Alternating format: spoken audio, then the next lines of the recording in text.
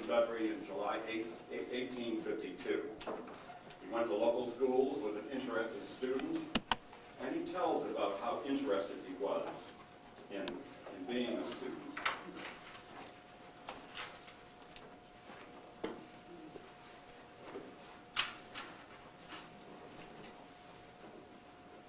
He also wrote so many autobiographies that it's confusing.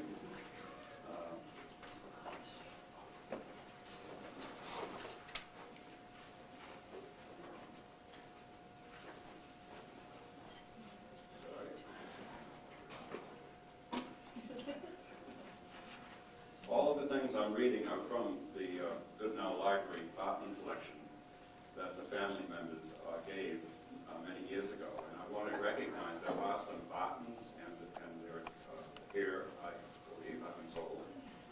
Ah, yes, Irishman. Thank you for coming. And this is being videotaped and will be available at the library. My first winter that I attended school, George Barton, who's shown here later in life in the picture here, and a much younger picture over there among the artifacts. The first winter that I attended school here in Sudbury, over 100 scholars varied in age from 6 years or younger, possibly up to 21 years. These were all in one room here in Sudbury, one-room schoolhouse. And under the charge and teaching of one woman only, it is needless to say that each individual could receive but little attention. Till 10 years of age, I went to school winters as well as summers. But after that, I often did not have the opportunity of going except in the winter months of January, February, and December.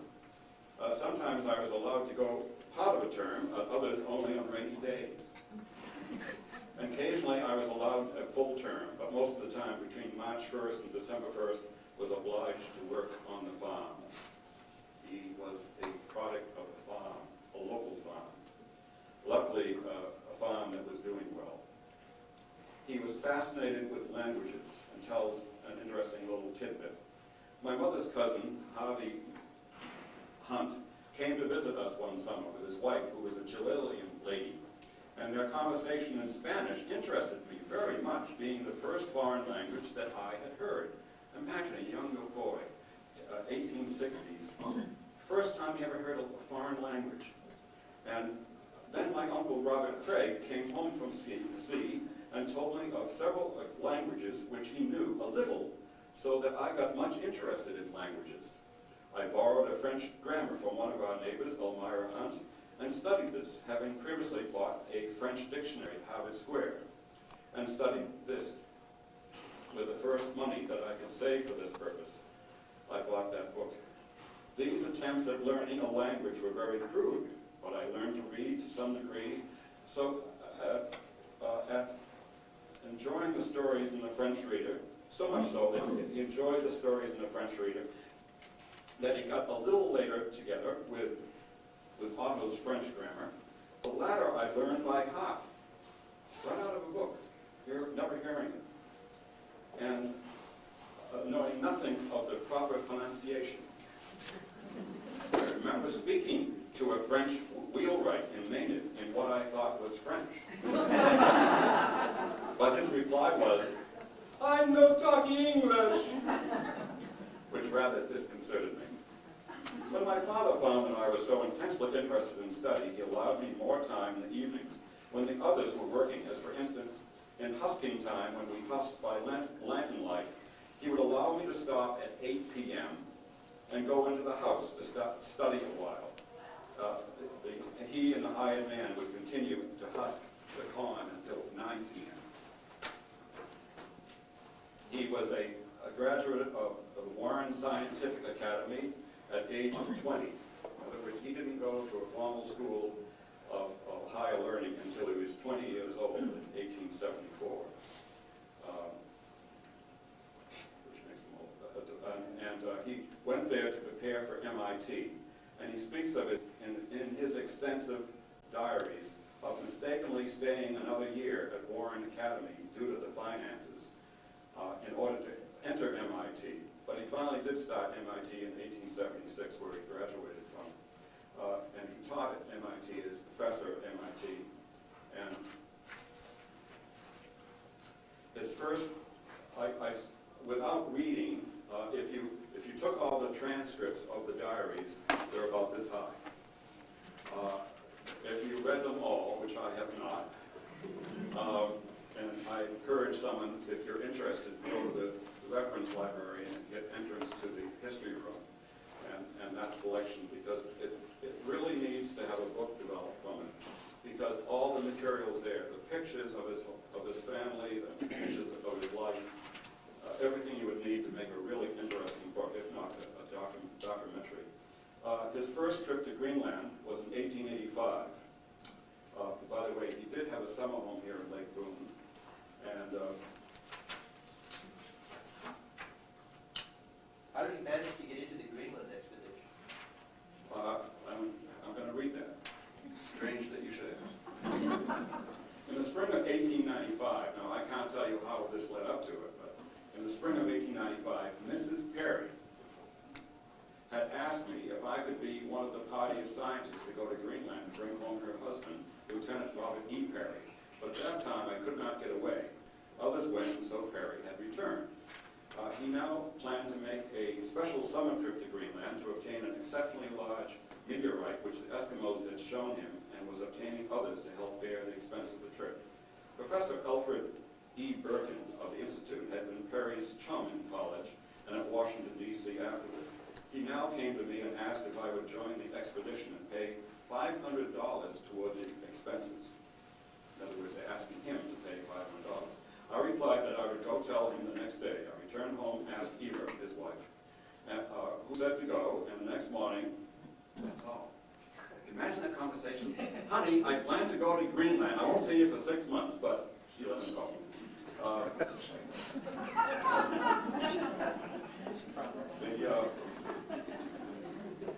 I returned. So the next morning, I told Barton that I would accept the request, so I began making preparations for the trip, one that I had long wanted to undertake. I attended to all business necessary before my return, visited various friends to bid goodbye. It might be the last time you ever see any of those friends. Obtained all things necessary for my outfit that could be obtained in Boston on July 10th. Eva went with me to Boston and saw me on the steamer for Halifax. I watched her on the wharf as long as she could be seen, and then I watched her on the wharf. And then I turned aside after watching her from the great distance. Professor Barton had organized a small party which included, beside myself, G.R. Putnam of the U.S. Coast and Geodetic Survey, Russell E. Porter, student at MIT, and an artist, John C. Phillips, student at Harvard Medical School, who was to be my assistant in geological work. I forgot to mention Dr. Barton was a geologist. And Mr. Dodge, also a medical student. We were landed at Unionic, Greenland, and worked there until Perry went further north for the meteorite and returned. A complete detailed account of the trip will be found in a separate volume of my diary, which was written on the trip covering from July 11th to September 30th. I will simply here give a few of the striking features. I have that. It's extensive in 1896 when he actually did get there for this exploration. At Halifax, we outfitted with heavy clothing and then passed on by train to Sydney, Cape Breton, where we took the steamer Hope for the trip, and then he made another change, and then he joined Professor Ralph S. Tarr of Cornell University, who had organized the party to work on the Green Coast.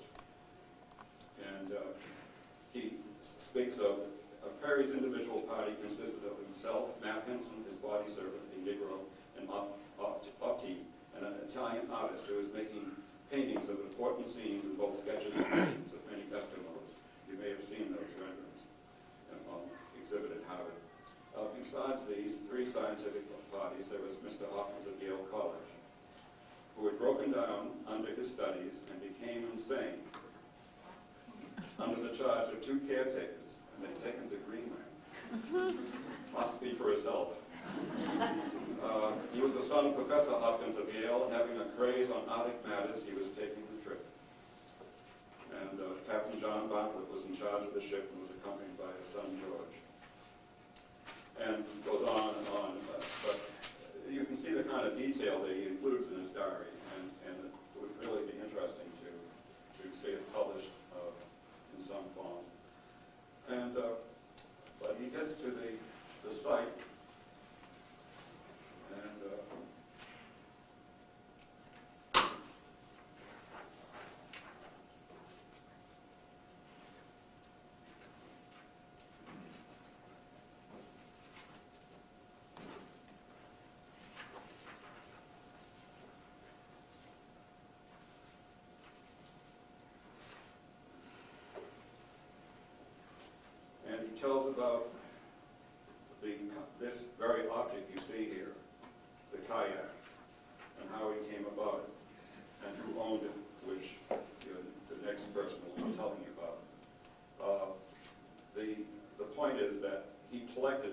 he knew he should bring something back.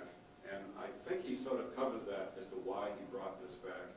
But if you can imagine bringing this back from Greenland, transferring it onto a train after the 2 boat trips, and finally bringing it to a train here where it's displayed in this very library, the old part, in 1896, with the accoutrements, as you see, the ore that he speaks of at length, that he brought back. Imagine him dressed as he was as an explorer, which he sometimes did, and he loved to do it. He did exhibits, living exhibits, tabloids, where he would go to a place like the Sudbury Town Hall and put on all his leather, fur lined clothing and give a talk. And with illustrations, he made up a series of slides he used to do, and that was the way he used to do it in this world before things like TV and radio. So he really made a hit with people presenting this piece of history with the kayak and his clothing. So he must have been a very outgoing person that way. So I now wish to give you the man in charge here, the man that knows more than anyone else in the whole world, perhaps, about kayaks. Mark Starr has been working at the Mystic Seaport Museum in Mystic, Connecticut for the past 10 years, and he's been currently the head of the DuPont Preservation Shipyards Research and Documentation Shop. Being an avid kayaker for the past 10 years, he's been able to combine this interest with work at the Mystic Seaport. Isn't that nice? He can combine his love and get paid for it. I teach classes, he teaches classes building Greenlandic kayaks and paddles, measure and draw historic kayaks when I find them, and I'm currently writing a book on how to build your own Greenland kayak at home. Hopefully your doors are wide enough or your room is long enough. In my spare time, he says, I am most likely to be out in the ocean with a paddle in my hand. His wife is here too, and she can document that perhaps. So thank you very much. Mark Starr.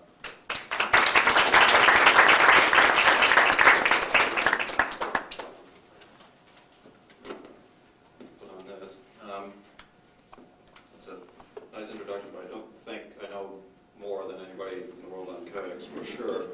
I would say I'm extremely avid. Can you hear that okay? Yeah. Definitely avid. I'll confess to that.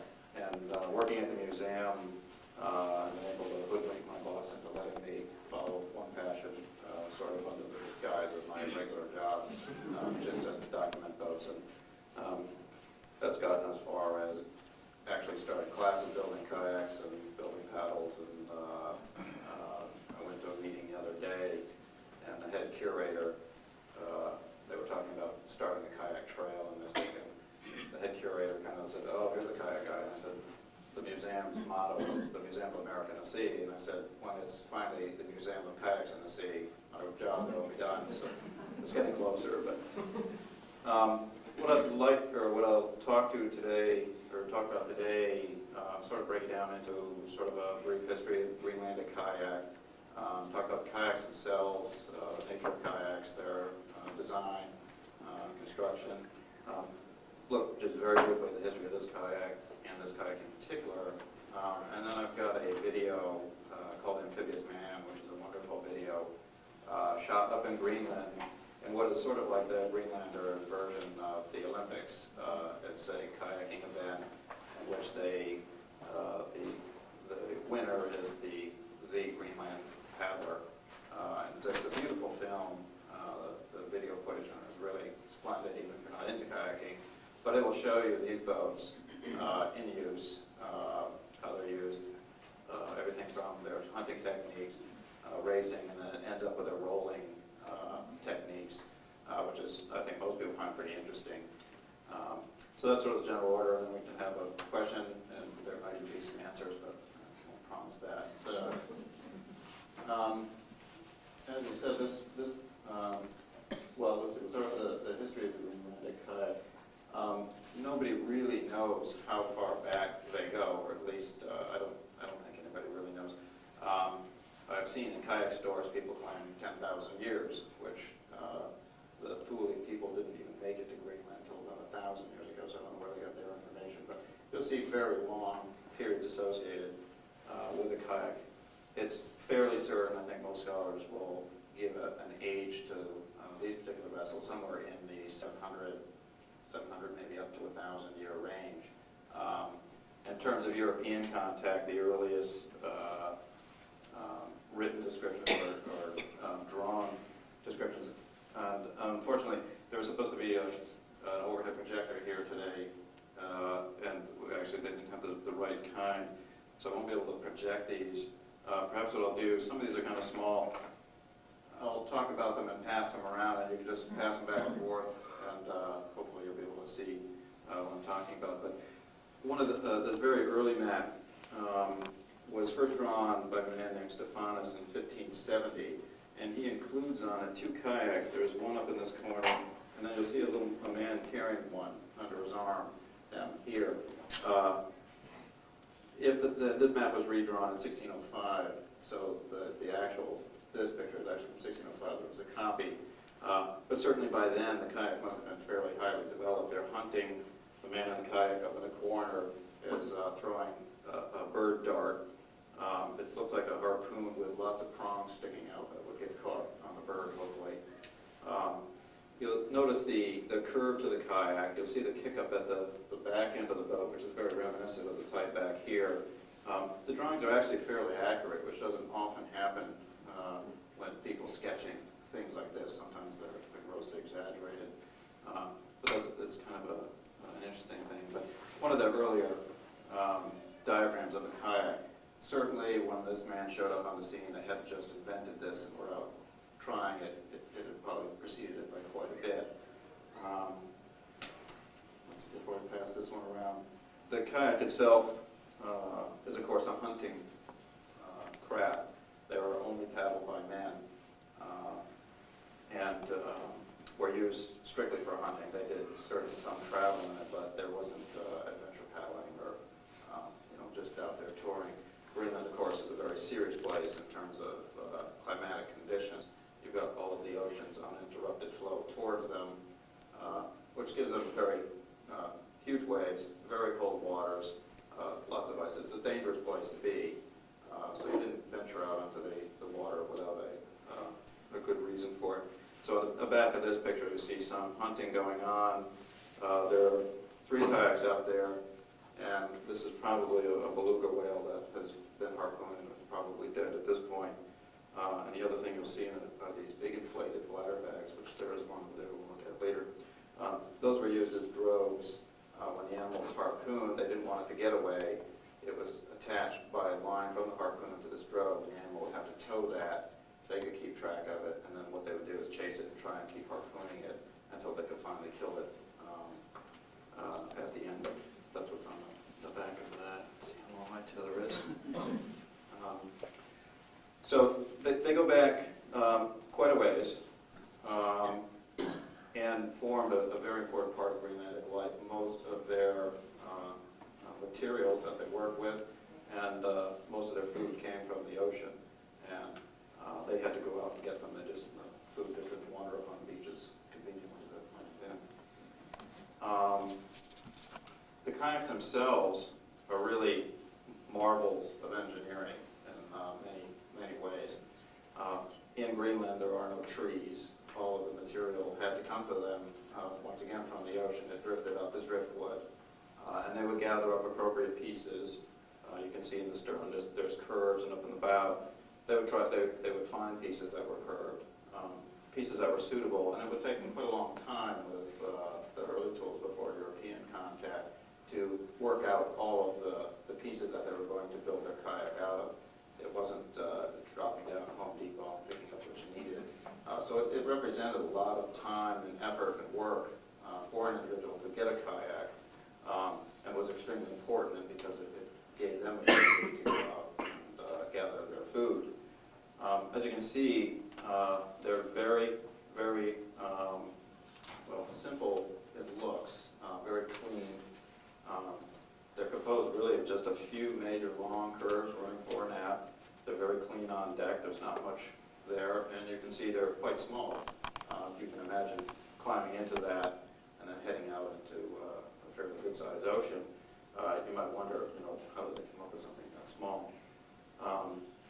From an engineering standpoint, with the very few materials they had available to them, it really is a marvelous instrument. They take all the materials that they had and use them, use the properties of those materials as to the maximum, basically.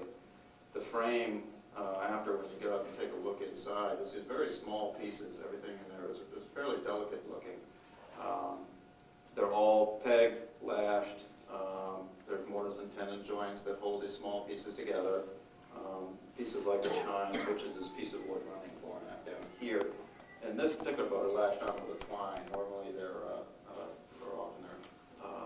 lashed on with sealskin thong strips made out of sealskin that would hold it together. But they basically make what amounts to a very long basket, very light and seemingly delicate. Wood works best in compression. A column, you've seen small columns can take tremendous loads vertically, down in compression. And they're taking advantage of that, putting all of this wood in compression by applying a seal skin to it. The skins are made, you can see this is in pieces. You can see the seams. This one's 1, 2, 3, maybe four seals would make up a fairly average size boat. The seal skins are always applied by women. A team of women would do that. The men did the woodwork. And while the women were skinning, the guys were probably out drinking beer. The women had to sew the skin on fairly quickly. The skins were sewed for a period of days to limber them up and let them stretch. They would sew on a little bit of the end and then pull it on the end and then hold it tight before sewing it together.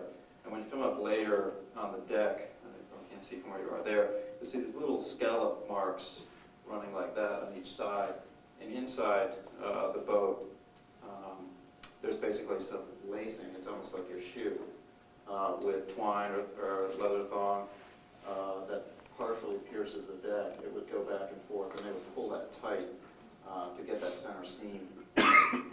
When it was sewed on and dried, the skin shrinks a tremendous amount, and it provides all that compression and really most of the strength in the boat. All of the deck beams are held under compression, so in many kayaks you'll see that nothing's even pegged or lashed in, especially the ribs on the bottom. It only had to stay there until the skin was on and held it in compression. So when it's all together, the boats are remarkably tough. The skins have a lot of elasticity to them, so when they hit something hard and there's an awful lot of ice up there, the ice can hit it and stretch and sort of spread the load, whereas in a wooden boat, it's almost a one-point load. And many Arctic explorers going up there from Europe or America quickly found out that the skin boat technology was the way to go up there. Big wooden boats, when they hit something, cracked. The big boats that they used, called umiaks, which in Greenland were called women's boats, or the woman's boat. This one is upside down in Iraq, and I'll pass this around as well. These were skin boats used extensively as sort of a tractor trailer of the north. They used them on the Pacific coast as well as this coast, similar to the Irish Curragh, big leather boats, but very seaworthy boats. But you'll see pictures with 15, 20 people in here. They can carry literally tons of gear, and were used extensively by people exploring throughout the Arctic region just because of their ability to absorb huge shocks. The boats themselves are quite light, so that you could paddle up to a shore, unload your stuff, pick up the whole boat and carry it ashore, whereas European boats are actually quite heavy. A boat this size will weigh near a ton.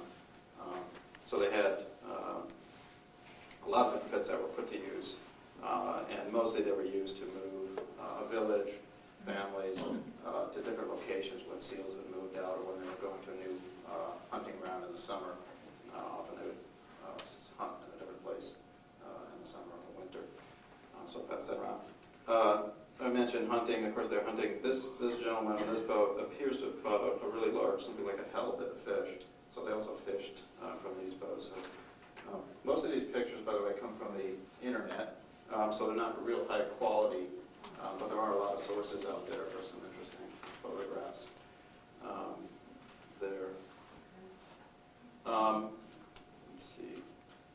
particular boat came from the Umanak region, which is just about centered on this coast.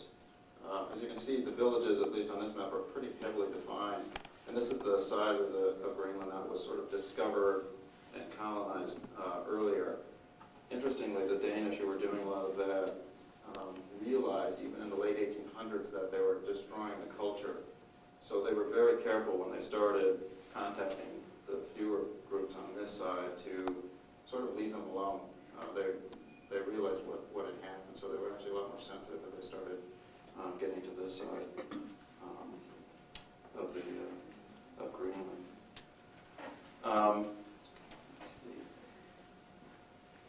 So, okay, as we said, they're used hunting, fishing, travel.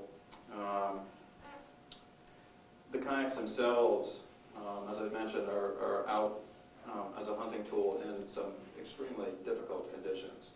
And if you've ever kayaked, you probably realize just how seaworthy these little things are. Although they look very narrow and small, tippy, and they can be, some of that is an advantage to a kayaker when he's out on the sea. If you can imagine a very wide boat and a wave coming up, the wide boat has to stay parallel to the wave, and it's going to tend to roll with it like that. A kayak is being very narrow. Basically, when a wave comes, can roll over the wave without having to roll like that, because the paddler in the boat represents almost, well, a large portion of the weight of the craft itself. We generally outweigh our boats. By leaning over, he can always keep his hull upright despite that wave action. So they can be very, very stable and capable on the waters. If you look at kayaks today, there's a gentleman who paddled from California to Hawaii. It was something like 67 days in a kayak. The Atlantic has been crossed I think twice before, and somebody just crossed the North Atlantic again within the past year in a kayak. Whitewater kayaks, the shorter ones that you see a lot of commercials now, falling over falls, waterfalls. Some of them, one person did a 100-foot fall in a kayak. All kinds of class 5 rapids plus. So they're very versatile and able craft, but that's sort of dependent on the paddler itself. People can roll over and drown right at the dock in the thing if they don't have the skill. But with the skill level, the boat is really up to almost any conditions. They've been paddled in hurricanes, but I'm not recommending any of that, but they are very able boats. Let's see. The kayaks themselves were based on the paddler. The kayak's dimensions were based generally on the paddler himself. They were one boat per person kind of a thing. You didn't really swap off and try other boats. They're made to fit a particular body. They call it an anthropomorphic measurement system, where you base the boat on your body. In Greenland, they did not have a need for a uniform measurement system. They never said, I need a 3/16 wrench to handle this over there. Everything was custom made out of materials they could gather. But the boats themselves perform better if they fit you. The control over a kayak happens when you are really tightly fitted to your boat. It becomes sort of part of you. When you move, the boat moves with it, and that's where the control for the boat comes in. So the boats, I think you see a lot of cases where people say the boats are always 3 times the height of the person. They're always as wide as your hips, plus a couple of fingers on either side, or a fist, or this or that.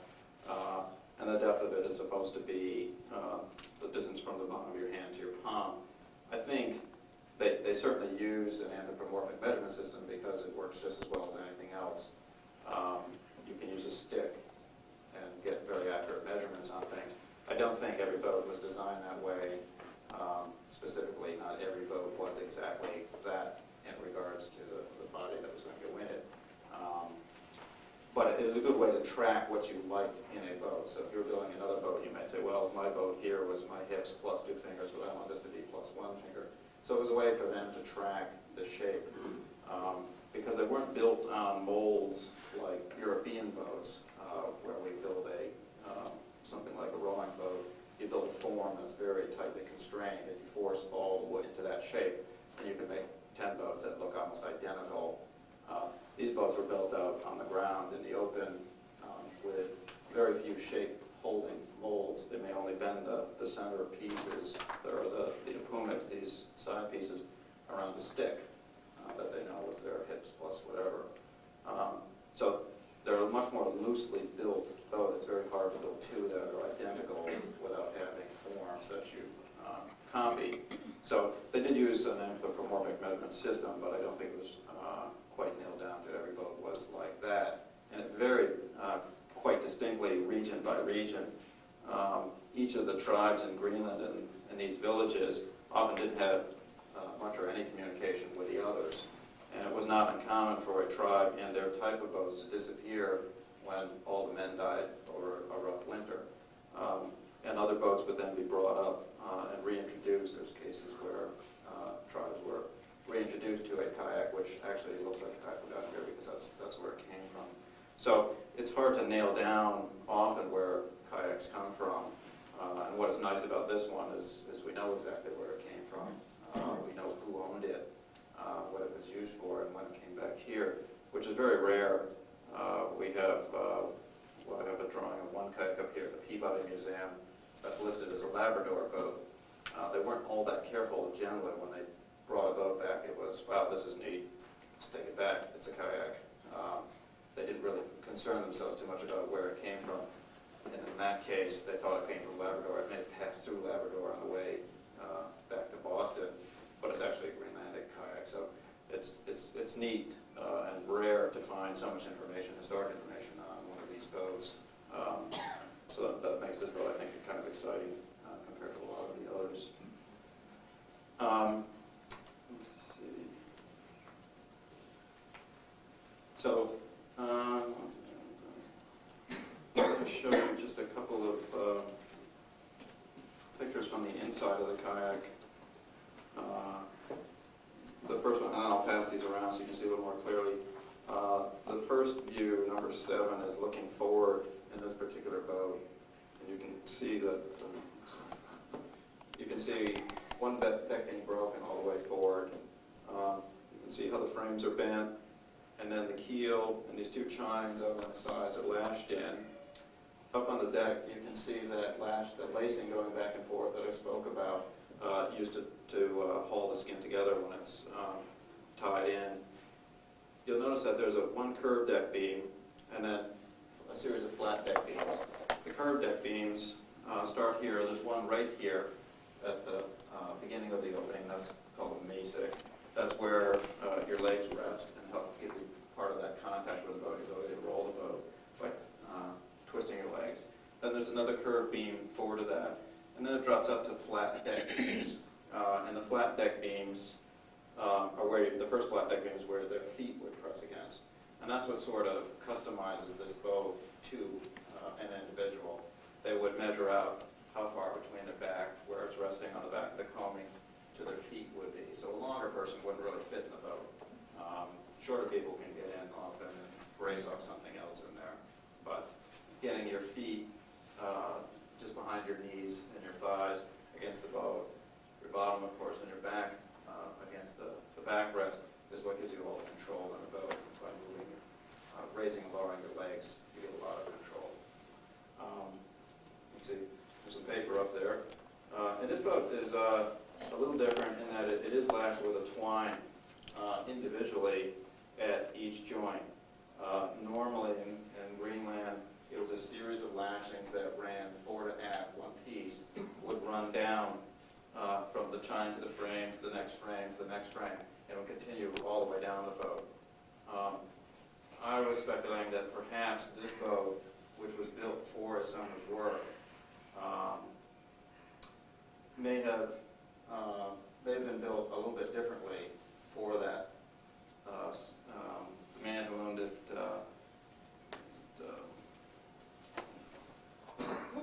Ludwig Sigurdsson, was the hunter, may have known that it was only going to be used for the summer, this work. He was not going hunting because the boat is also free of most of the deck gear that you would find in a hunting craft. He's got one piece of ivory on the far side there that you'll see later, a harpoon rest, but all of the deck straps that are crossing, and some are missing, well this one's missing up here, normally would have more ivory on them, which kept the straps from freezing to the deck, so they could get their implements in and out. And also they would slide together to tighten up and hold whatever gear you had on deck firmly on deck. So I'm not sure that that's the case here, but it could be that when it was skinned for this particular summer, he knew he wasn't going to be hunting, he was going to be guiding. The boat was used to guide Barton's party around. They were to investigate icebergs and ice flows in that region. And what he did, and I'll read a little bit of the letter. Letter that Professor Barton wrote to Emily Willis in 1930, looking back on it, she had asked, where did this come from? He says, for our purposes, we engaged 3 Eskimo men and 2 women to transport on the fjords in a large umiak, the women's boat, and a hunter, Ludwig Sigurdsson, in his kayak, or hunter's boat, to go ahead and pick out lanes between the icebergs and ice flows for our umiak to follow. So basically, he was guiding the umiak. I assume all the scientists and the other natives were in the umiak as a support team. At the close of our summer's work, I brought the kayak and our hunter. I bought the kayak of our hunter and brought it to Sydney, Cape Breton, and that's by train to Boston, and presented it to the Goodnow Library.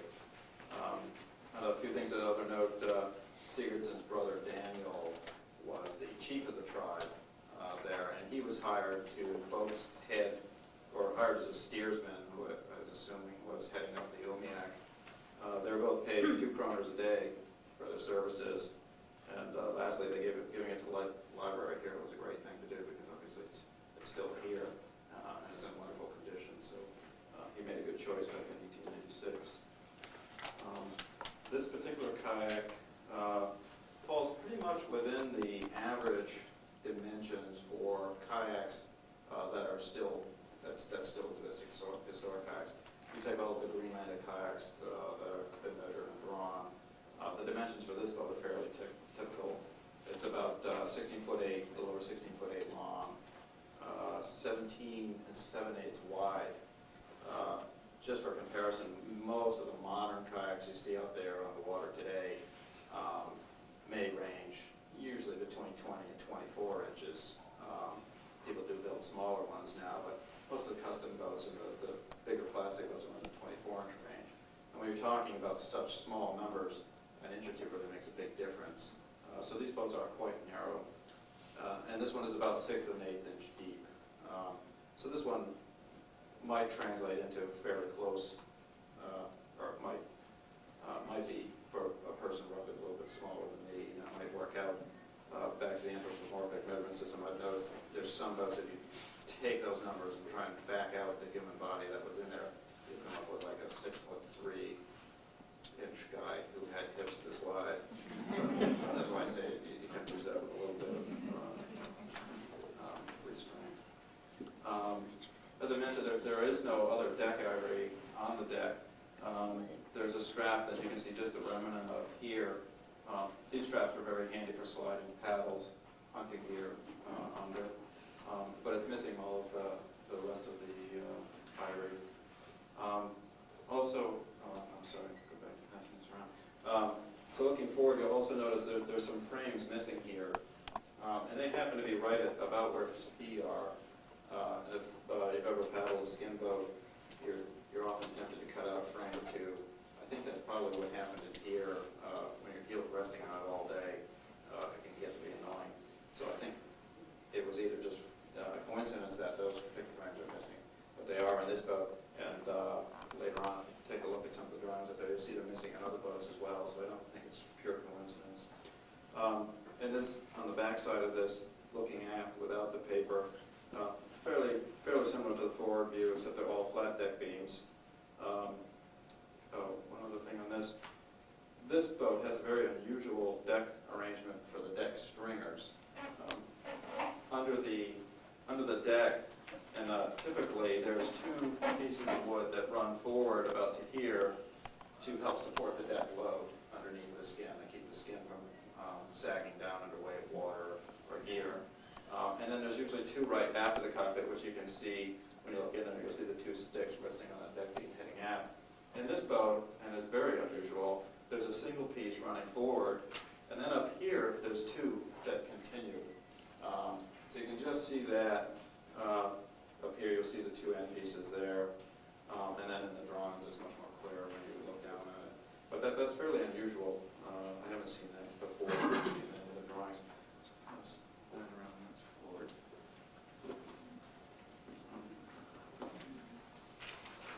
In this view, this next photograph is a close-up of the bent frame. When you look in there, you'll see all the little frames are bent. They didn't steam bend things until probably more recently. And what they did, they would soak the material and then chew on the corner to sort of crush the fibers. You can clearly see in this kayak the teeth marks that appear where they were getting those tight bends into the wood. On the back side of this is our 5 kayaks, Greenlandic kayaks. And this is sort of to illustrate sort of the general shape.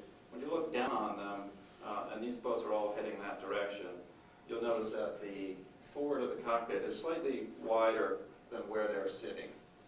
In all cases except for this one down at the bottom, which is a polar Greenland boat. What you're doing when you sit in a boat and you're leaning forward, your center of gravity is actually slightly forward of your waist because your legs are extended out. So what they were doing was gaining more volume in the boat right in this area rather than right where you sit, because you're actually transferring some of your weight forward. The two types of forms, once again, most of these boats are what we call a fish form, meaning they're wider forward than they are aft. The one on the bottom is what they call a Swede form, and it's wider aft. This is a longer boat. These are all on the same scale, so you can see how they compare directly. But you'll notice that there's an awful lot of similarities to them, even though each boat is different. That doesn't really occur on the Alaskan coast. If you look at the kayaks over in Alaska and the Aleutian Islands, there's a huge variety of kayaks over there that don't look anything like these boats. Every tribe, and not too far apart, would have a completely different type of boat. In Greenland, and on this side of the continent, really, Labrador, Baffinland, you have what were called hard chine boats. These boats typically come down into a plane, and although this one has a little plane here and a plane down to the chine, often they're just one continuous plane, and then a straight shot to the keel, sort of making a V bottom. On the Alaskan coast, they didn't do that at all. All of their boats have multiple pieces lashed around those bent frames that make a more rounded hull. Why this coast developed this type, I don't know. In theory, they were the same peoples that crossed across Canada, moved into Greenland, and why the technology was completely different is a mystery to me. Both boats, or boats from both coasts, are equally as capable. But when you see them side by side, they're strikingly different.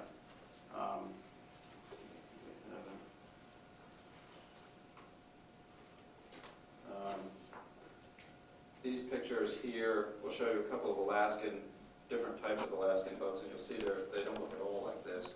But the construction techniques are all lashed, very small pieces, were built basically with the same techniques. They had very few materials there as well, and they were covered with skin. So it was two solutions to the identical problem, but quite different solutions. I'll pass around some more just general pictures of the Greenlandic kayak. There's a series of guys hunting on these. And you'll see the boats are really all very similar. This one is a nice picture of a kayak up on a skin tent. And this is probably a summer hunting travel to a different location to hunt in the summer, set up a tent like this made out of skins, and the kayak is sitting high up on the rack. You probably know the umiak up on a rack. This is because dogs love to eat kayaks and umiaks. They were made waterproof by rubbing fats and greases on them. The skins will actually waterlog after a period of time. Kayaks weren't ever put in the water and left like we do with some of our boats in the water for the summer. They're always taken out to dry, and you couldn't actually go voyaging long distances in them because they will waterlog and sink. But rodents and dogs, which they had plenty of, love to chew on them. So you'll always see them high up above the ground on racks. And I can't quite make it out, but it almost looks like there's a skin for another kayak folded up on the ground here. One thing about the skins is they are tremendously compressive, and they did not leave their skins on. And what happens with all museum pieces or historic boats that have had their skins left on is the skin keeps shrinking, and you'll see it in this boat when you look in the center. It forces the keel up and will start breaking the ribs in the center. Out towards the ends where there's less skin to go around, less to shrink, and the boat is more triangular, they're usually okay. But the Coast Guard Academy in London, Connecticut has a kayak that when we first saw it, I thought they must have dropped a truck on it. The keel had been driven up, and all the frames in the middle of the boat were broken up like that. And I couldn't imagine what they did to it, but I realized the skin had shrunk flat across the bottom. There was no more V to it. It had just simply driven it right up. They would take the skins off if the boat wasn't going to be used for a period and wrap them up and bury them. They could be used for sometimes a couple of seasons, but then would be replaced. So it sort of looks like a skin there, but maybe some of you can make out better. But another punch on the back of that one. This photograph is a great one. It shows some of the hunting gear on deck. This boat has some of the hunting gear over there, and we'll talk about that a little bit. But this shows what a typical boat tricked out for hunting is. On the deck up forward, you'll see a little tub sitting up high. That's the line tub. The braided thong was used as a line to attach the harpoon to that float that I talked about earlier. That's set up there so they would harpoon the animal, hopefully the line would come out of the tub, and the float would go over, and then they could start the chase. But they had all kinds of other gear on there, darts for hunting birds, other harpoons, lances for killing, knives, all kinds of gear that they needed, toggles for towing the animals back, some of which is over here. And I'll show you some of that. So that's a neat picture, once again, up on racks. And on the back of this, you'll see a whole village of kayaks up on racks.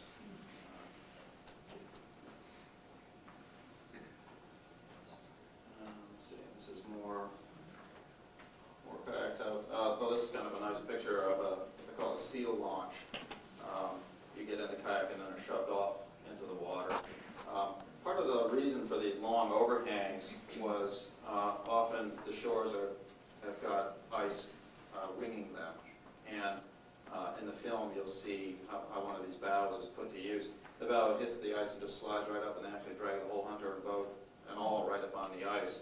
In the areas where they didn't hunt with ice year-round, in other words, they put the boats away for the winter, you'll find steeper bows and steeper sterns. So that's one of the regional differences you can find. And on the other side, just a series of more kayakers out hunting. This picture is kind of interesting. It's a woman in a kayak. It's a European woman, a European male out in boats. But if you look closely at it, you'll see she's got training wheels on her kayaks. They're little pontoons, which you'll also see in the film, teaching kids. They had these little pontoons that stuck out that were lashed to the back deck through the straps. In the video, they're really cute. But she's got them on there. And then just in this picture, notice the boat on top is tiny. And this boat is designed strictly for rolling. And this is a modern picture taken, I think, by Greg Stammer, maybe, recently, within a couple of years. And they're working on their rolls. But just take a notice as to how small that boat actually is. And you'll see that in the film. Some of these boats are barely out of the water.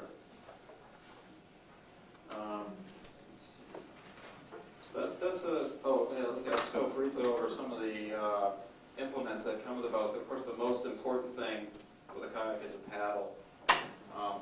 Once again, they're wood, and everybody's always amazed at how small they are and how narrow. They're not narrow because they couldn't find big driftwood. And in their houses, they were using logs. They had the wood. There's, I think, many reasons for a narrow paddle. They're very efficient. They don't break. The wider the bore, the easier it is to break. But also, they use their paddles by sliding their hands out for bracing and rolling.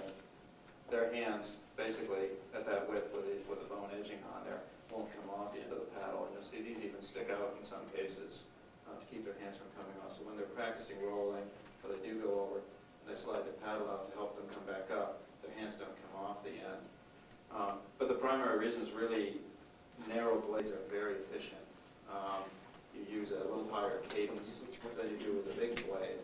But if you've seen things like long-distance aircraft wings, which have what they call a high aspect ratio, long, narrow wing, are very efficient. So you find them on aircraft, a higher cadence used, faster paddling with less pressure will actually develop more force.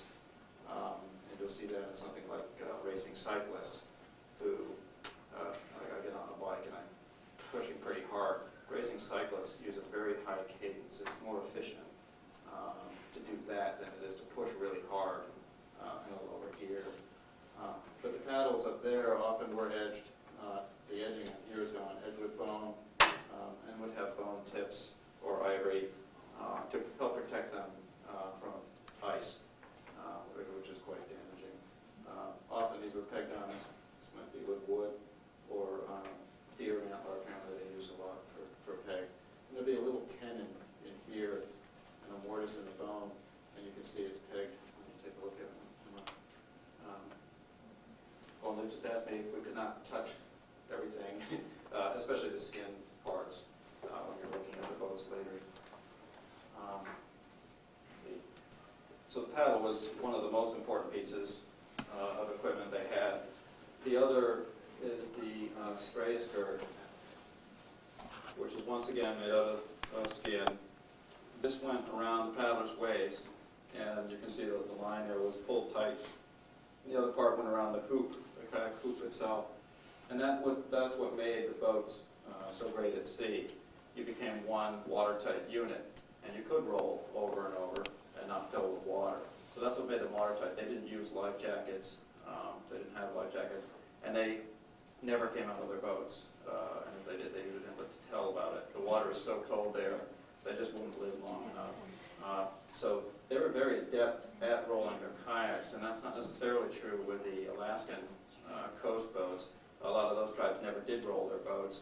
Some did, but it was clear that the Greenlanders developed the art of rolling to a very high degree. There's a man, David Krantz, in 1767, I believe it was, wrote in the history of Greenland about some rolls that could only be considered sort of show-off rolls, where they would put their paddle under their boat and roll around and scull back up. And that's not something you normally would happen. So the advantage of doing those things is that if you can do that, you can roll even if a harpoon seal is dragging you over. Basically, the better off you, or the better you can do it, the less chance you'll have of problems out there. So the Greenlanders are noted for their rolling, as opposed to the West Coast. Some of them did, but a lot of them never did. But once they came out of their boat, they were exposed to the cold, and they did not have clothing that could handle that cold, so they wouldn't live too long. I've heard that they would roll in a breaking wave, too. Wave was going to break on it. They Yeah. wouldn't fight it, they just rolled it. Yeah, and that's a technique kayakers use today, trying to get out through big surf, rather than getting slammed right in the chest with a wave. You roll over and let the boat take the hit. It also keeps, when you're underwater, you act as sort of an anchor. Your boat doesn't get shoved back as far. But you'll see in the rolling competition film just how good they are. And you're actually in one sequence there, a storm sequence, he actually does a roll with his paddle behind his head. He's just kind of showing off, but they're very good. A couple of the other things. Now, I don't know a a lot about the equipment or the hunting aspects of it, but there are a couple pieces that I'll just point out. This is their throwing stick. Their harpoon, in which there's a harpoon shaft here, which has got a little piece broken off of it, would sit in here, and it has bone pegs that stick out and lock into here. And what this did is it increased the arm of the hunter, and would allow it to throw a spear or a harpoon much further than you can by just picking it up and throwing it like that. I've seen today, as with everything you go on the internet, you'll find ant-ladle competitions where they throw 8-foot spears about a little over 100 yards into a small target. They actually think that woolly mammoth may have been killed off by these. You could throw something very hard at a very big animal that you didn't want to walk up to from quite a distance. In the boats, they would use a very heavy harpoon. You can see it's, and this one is small compared to some I've seen. Throw that, which had a detachable harpoon head. There is one here. Hold it up too high. Steel head with a bone or ivory, I'm not sure which that is, bone or ivory socket to it that fit on the harpoon. And this way, when the seal was hit, the shaft would just fall out, wouldn't break, wouldn't be dragging along, be less likely to pull the point out. The harpoon head is attached to a very long line that would be in that coil on deck. And then to the bladder bag, which I'm not going to pick up. On the bottom here, you'll see a bladder bag, often made out of almost a whole small seal. And it was a bag they could inflate. And you'll see one in the video that'll make it very clear. It uses a drill. This piece here, I'm guessing is a sheath for a gun. They started hunting, of course, with rifles and shotguns when the Europeans got there. And at first they tried stowing it down below. So you can imagine it's kind of hard to pull a loaded rifle out of your kayak. And certain accidents happen. So they eventually put the gun on deck. And in some photographs you'll see a case where the gun is right in front of them. They also learned to shoot straight forward. Shooting off to the side would often knock you right over from the kickback. So it was a new technology, but they did get used to it. The only other thing I'll show you here, this, and I'm not sure, this does not appear to have been on this particular boat, but I think this is a skeg. Greenlandic kayaks tend to head up into the wind, which we call weathercocking, which can be very annoying. If you're paddling and you want to go over there and the wind's slightly blowing over here and your boat keeps heading up.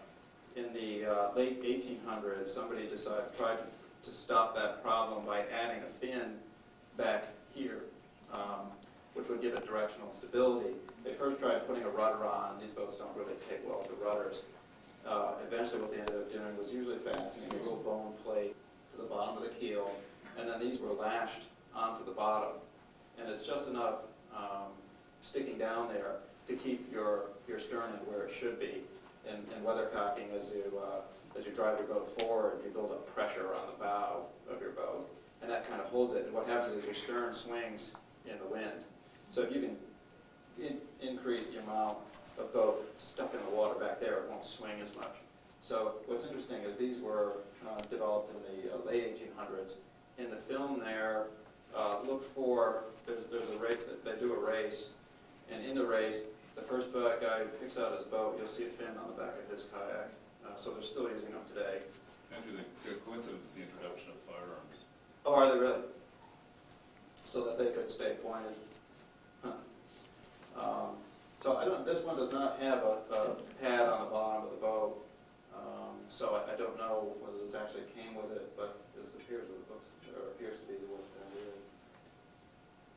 And as I said, I'm not an expert on any of this, so I'm not sure what some of these other pieces are.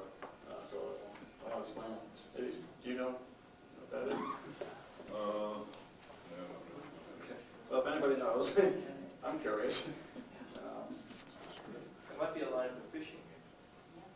Yeah.